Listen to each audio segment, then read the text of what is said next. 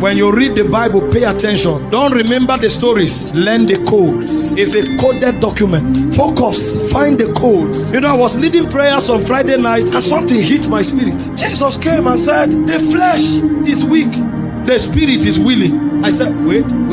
Lord, you too had a challenge of flesh. How come you were sinless? I thought only we had issues with flesh. What do you mean? The spirit is willing, the flesh. So nobody can give an excuse that flesh was what made me fall. And then he gave us a code. He said, pray that you fall not into temptation. I say, hold it. Are you trying to say every temptation I fell into because I chose to? So prayer is not just to talk to God. Prayer is to put flesh in check. Prayer is to make you rise above temptation. So the Christian walk is possible to be perfect. Anybody and everybody can live above temptation.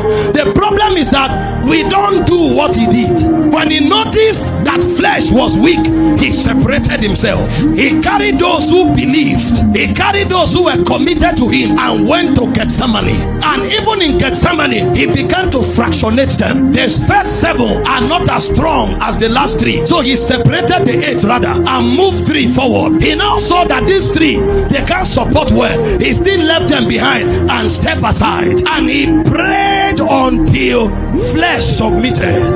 When he stood up, he walked up to those who came to arrest him. There was no fear. There was no contemplation. He spoke with audacity. Whom seek ye? They said, Jesus of Nazareth. He walked to them and said, I am he. They went back and fell.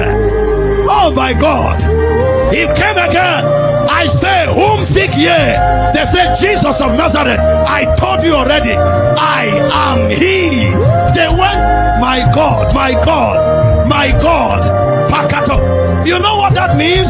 Every temptation you overcome, new levels are added, greater measures are released, greater dimensions are released. The book is coded.